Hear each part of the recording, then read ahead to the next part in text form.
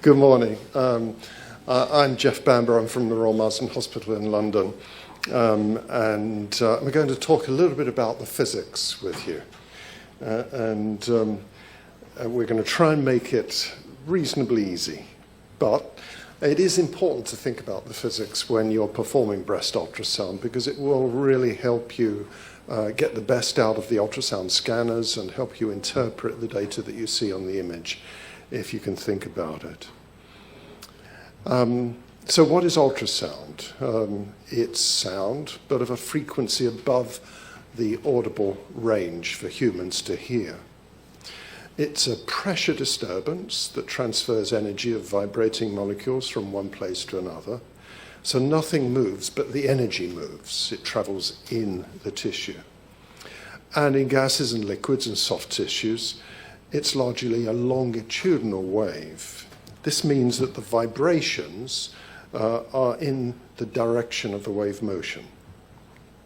That's an example of a longitudinal wave that you can see propagating from top left to bottom right there.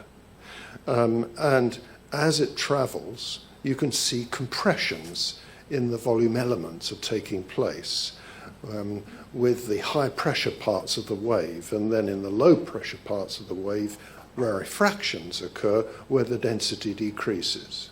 So pressure and density change, and those changes travel together through the medium. You find the speed with which they travel depends on both the density, it decreases as the density increases, and the speed of travel of the wave increases as something called the bulk modulus. The compressional modulus increases. That's a kind of elasticity of the tissue, but it's not the same as the elasticity that we would feel if we palpate. That's covered by another subject that I'm talking about later this morning, which is elastography. Nevertheless, this is a kind of elasticity, and it's the elasticity that determines the amount by which pressure changes is needed to change in order to cause a given density change. The important thing about this for echo imaging, conventional ultrasound imaging, is that the wave reflects whenever there's a change in either the density or that bulk modulus. And this means that the brightness of the echoes that you see displayed on an ultrasound scan, the brightness of the image, is related to changes in these quantities, not their actual values. So whether there is a fluctuation in either density or this compressibility, then you get an echo. The frequency that we were just discussing, being ultrasound, the frequency is the number of pressure oscillations per second.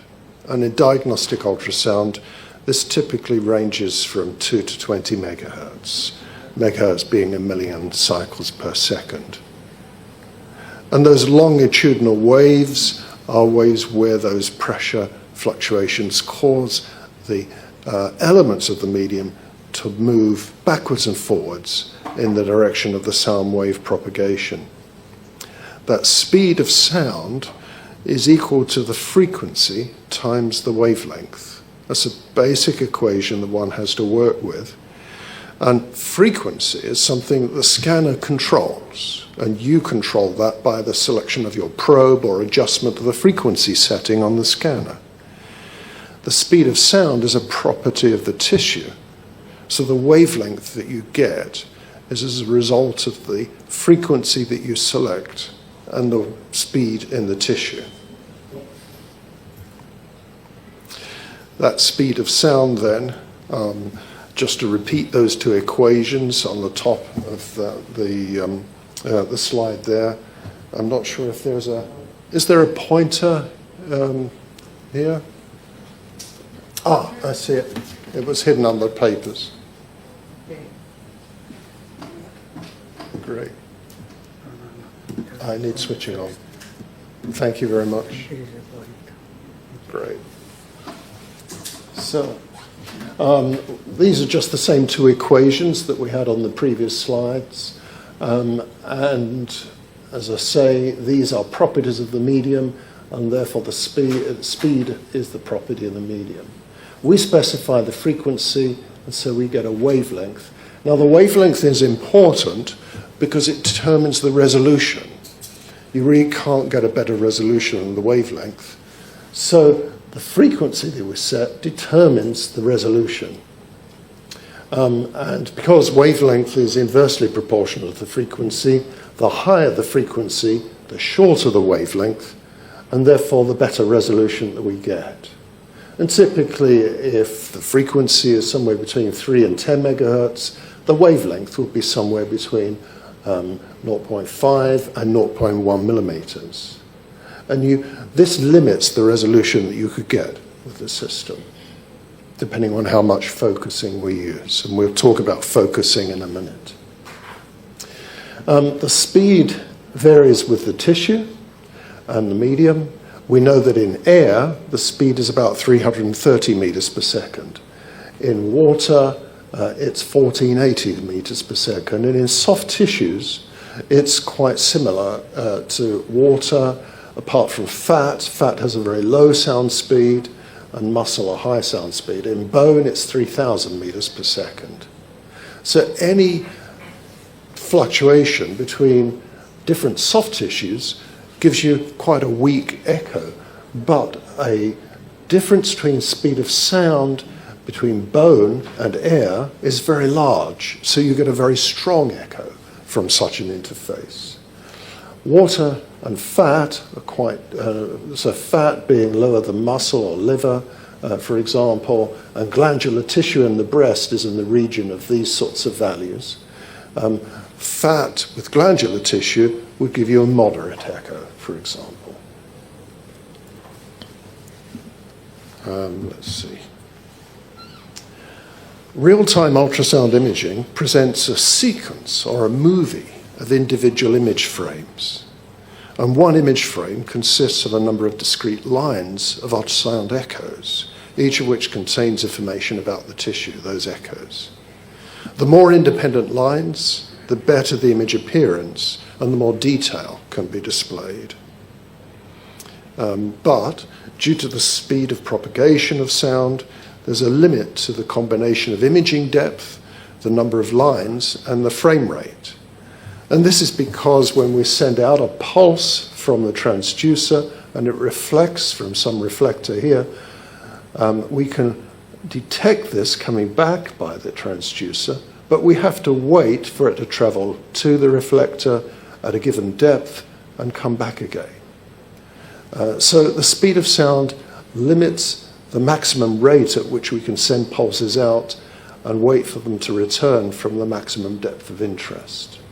And the total time for the sound to travel about a centimeter of tissue and come back to the surface is around 13 microseconds. So the time required to penetrate to some depth d, centimeters, is d times that 13 microseconds. And if we have a large number of lines in an image, that will eventually limit the frame rate. And so, for example, the frame rate for 5 centimeters with 200 lines in an image, where each line is, we have to wait for that go and return time, then the frame rate might be 77 hertz, 77 frames per second. Shallower depths, we could have a higher frame rate, or deeper, it would be a lower frame rate. This restriction can be overcome, and some modern ultrasound scanners do overcome it, by forming a whole image with a single pulse. And that is possible, but you have to sacrifice resolution to do that. And many modern scanners adopt a compromise, and they may form multiple lines in the image with one sound pulse. And that compromise allows you to find a suitable compromise between image quality and frame rate.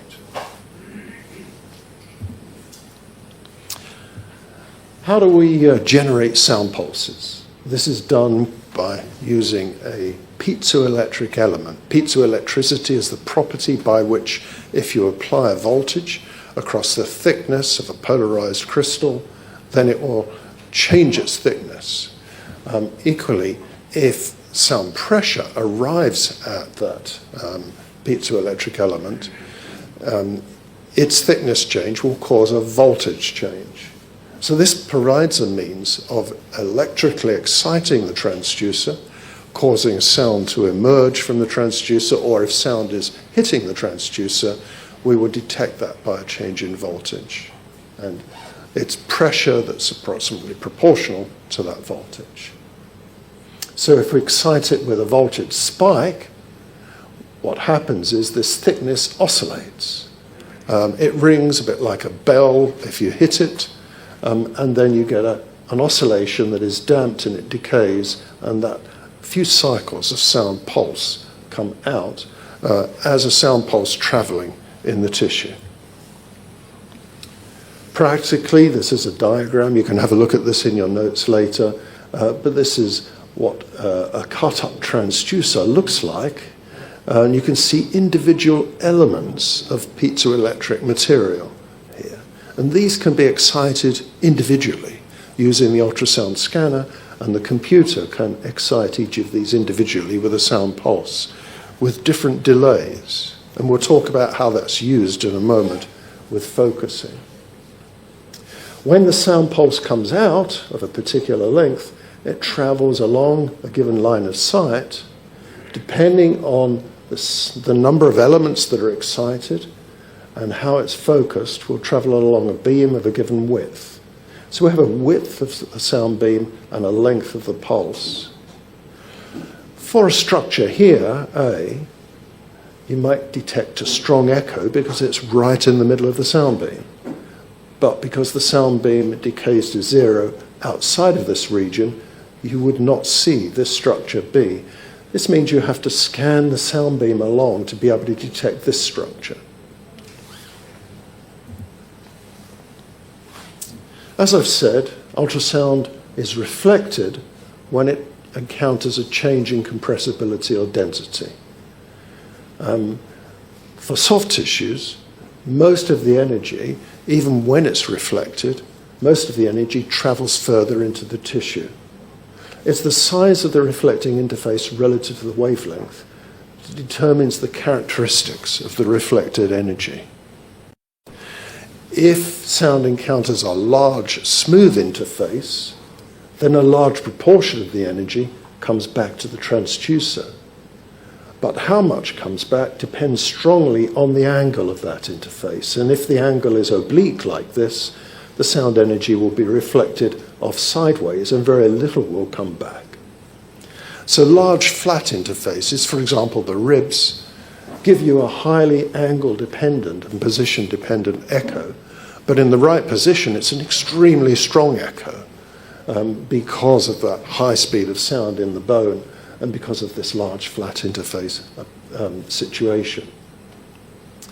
On the other hand, though, even large flat interfaces between different soft tissues would only reflect about 1% of the energy. Most of the structures that we're working with when we make ultrasound images are not large flat interfaces. They're predominantly tiny structures of two types. One might be, for example, glandular tissue. Another might be cellular structures.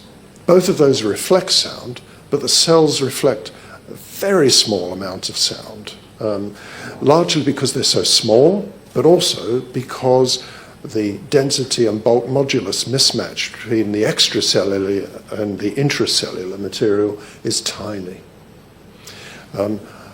More parenchymal structures will reflect more sound, particularly when there's collagenous tissue present. But in both cases, the sound is reflected and scattered in all directions. And this means only the sound that travels back to the transducer, which is a very small percentage of the sound scattered, is actually useful.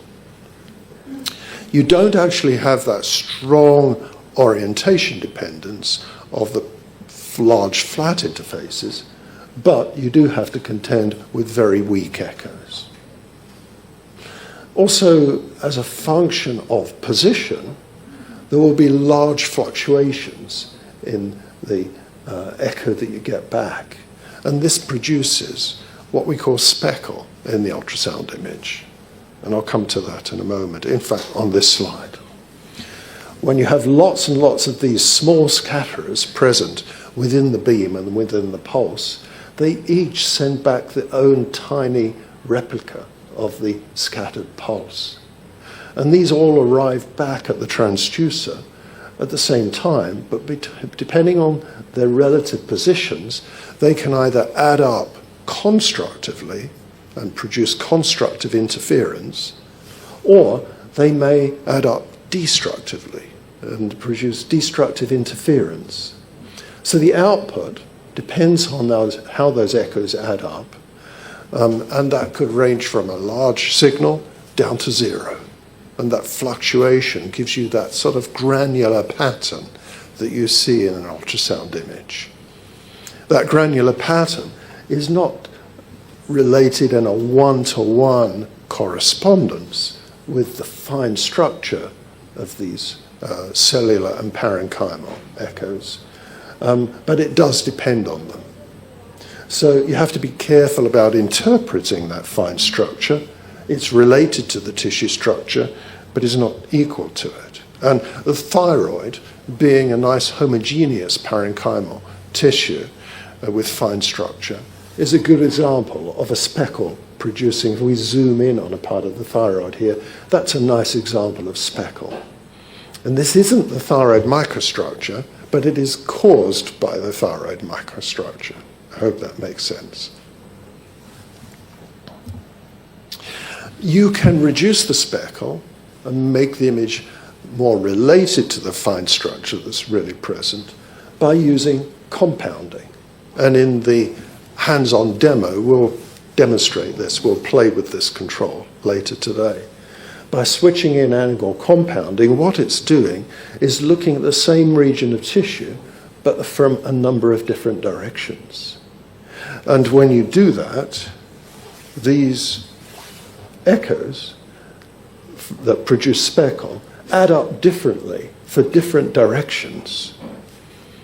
And therefore, if you average the results, you get something that averages out the speckle, smooths it out, but produces an image where the fine structure in the image is more related to the true fine structure in the tissue.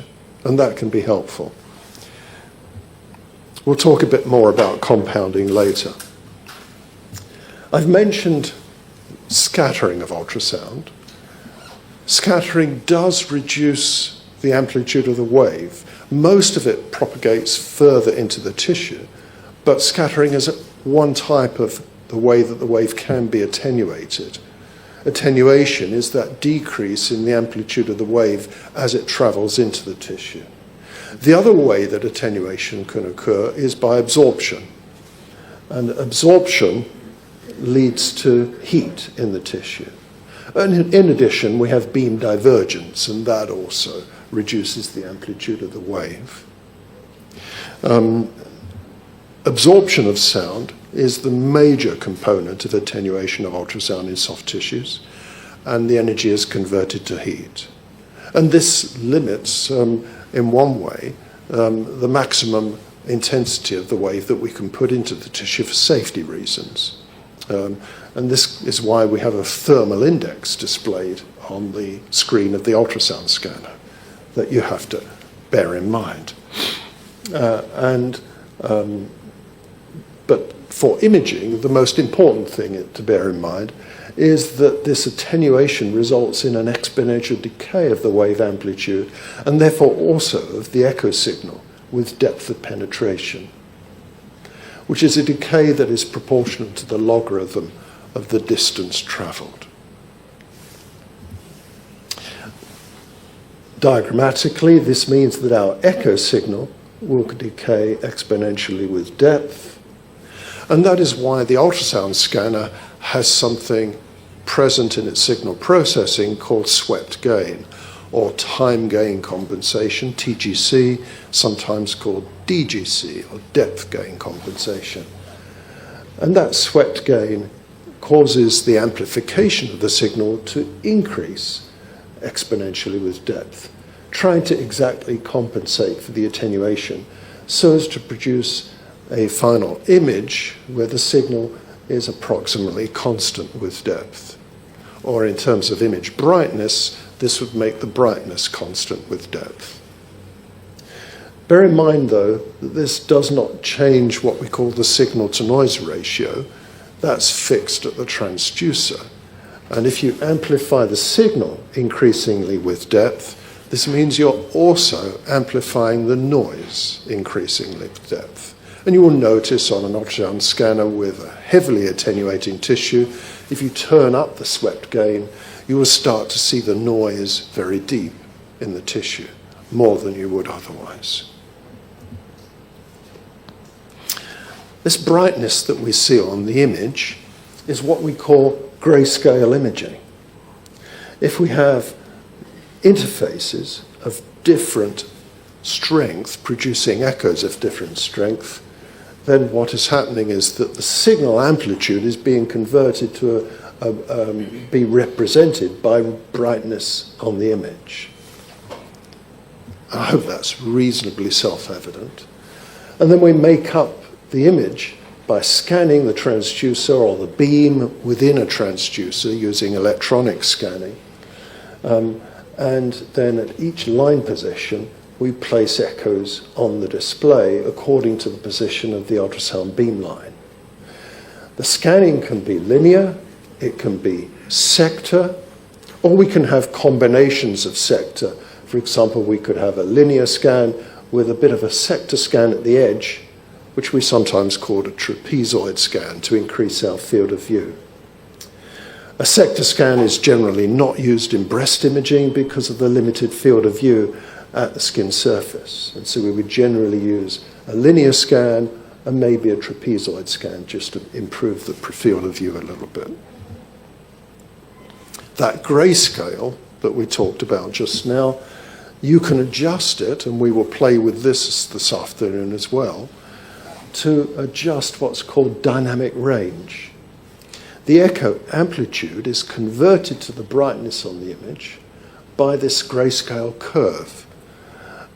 If it's linear, then there's a linear relationship between the two, but more often, in order to get more echo amplitudes onto the screen, we would use what's called compression. And the stronger the compression characteristic, this is weak compression, this would be a large compression. It's amplifying. This is a large compression characteristic, and it's amplifying the weak echoes more strongly than the large echoes. This allows us to get a lot of echo amplitude information onto the screen in one image, but a disadvantage of it is that the high echo amplitudes are less well distinguished from each other and are displayed with very similar brightness on the screen, whereas the small echo amplitudes are well distinguished from each other and are displayed with a large image brightness. And that's something to think about when you're interpreting the image. Bear that in mind, and bear in mind that you may not easily be able to distinguish between one grey level and another if it's all very bright. So it's something you can adjust on the screen. And again, it's part of the sort of knobology to get to know how to do that. Image resolution can be described in terms of axial, that's down in the depth direction. Lateral is a cross within the plane of the image for a linear array transducer, and elevational resolution is the slice thickness. The axial resolution is determined by the length of the pulse, and it determines the degree to which you can distinguish two scatterers down the beam axis in the depth direction, how close they can get to each other in that direction before they're no longer distinguishable and they appear just as one object. The lateral resolution is the same in the lateral direction, and then elevationally the slice thickness. So strong focusing gives us good lateral resolution. Weak focusing gives us less good lateral resolution. But we can deal with that using electronic focusing, and I'll talk about that in a minute. The choice of the probe is important, and we have different probes for abdominal imaging and breast imaging, other parts of the body. Abdomen, you might choose a probe that has a frequency maybe 3 to 3.5 up to 6 megahertz. For the breast, maybe 10 to 12 megahertz, or perhaps even more.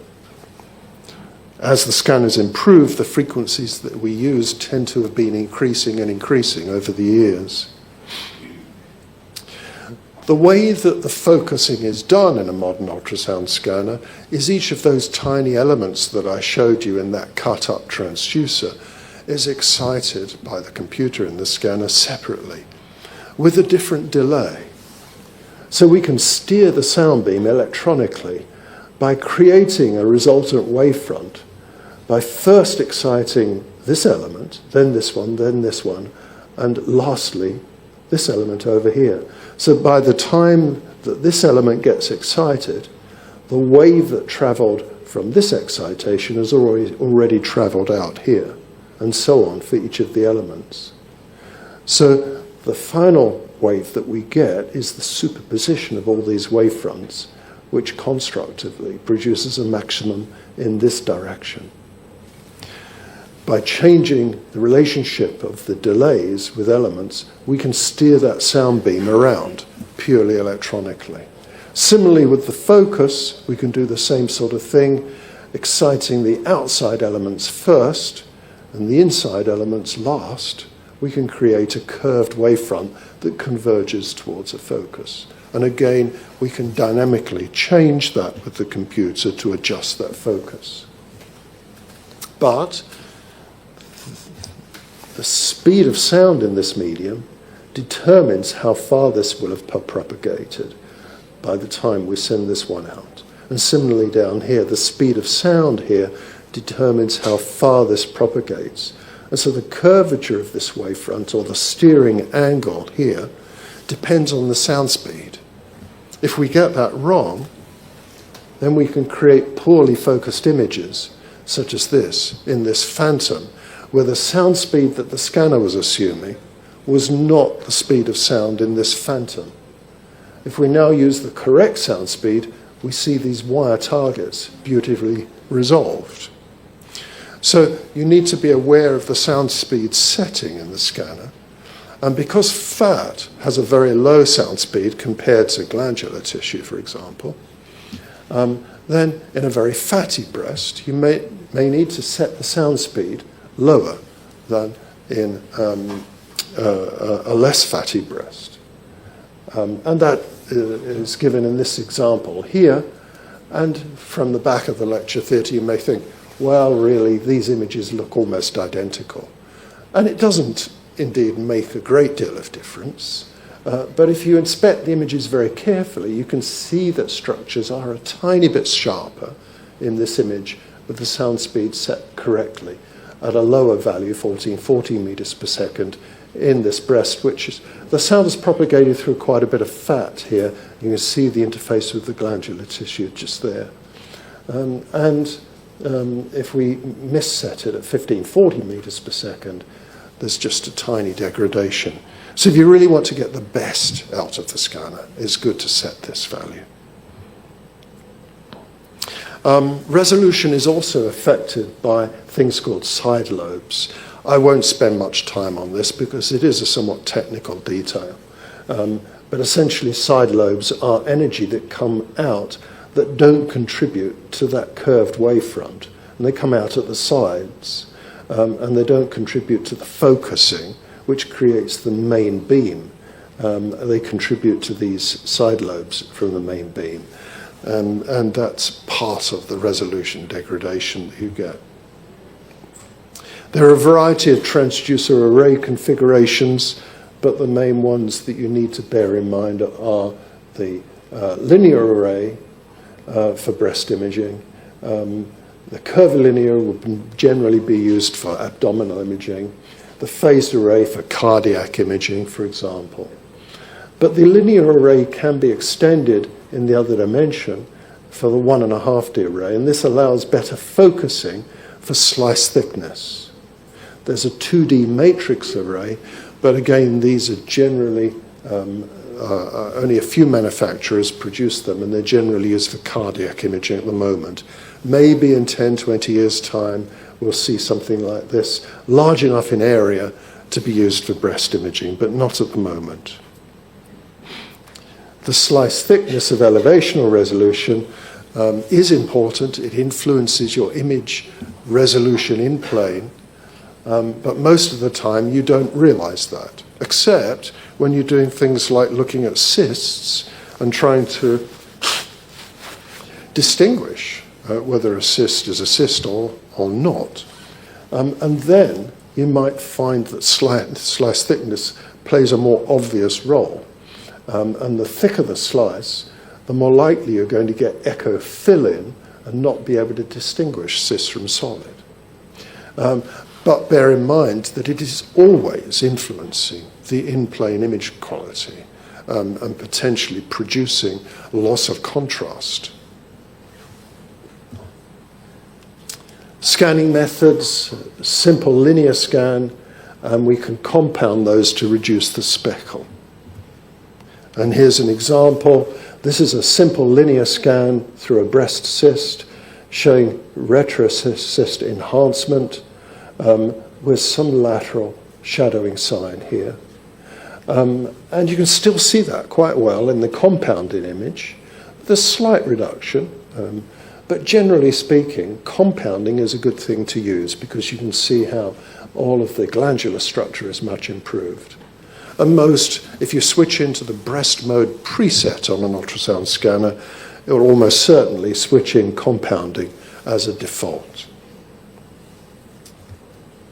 There's a couple of examples, simple linear scan or the speckle displayed here, as you can see, and it's much smoothed out if you switch compounding in. And you can see better definition of the tumor boundaries and the architecture of the breast in general.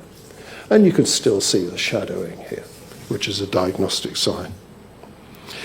There's a list here illustrating in which mode, compound or simple scanning, each of these differential diagnostic criteria might be best displayed. But you won't go far wrong if you stay in compound mode. You can still see pretty much all of the diagnostic criteria in that mode anyhow. One last thing I want to mention is nonlinear imaging, because again, most scanners switch on by default in nonlinear mode. And you may wonder what this is. Well, it's taking advantage of the fact that as sound travels, it begins to distort the wave due to the way the tissue propagates the sound.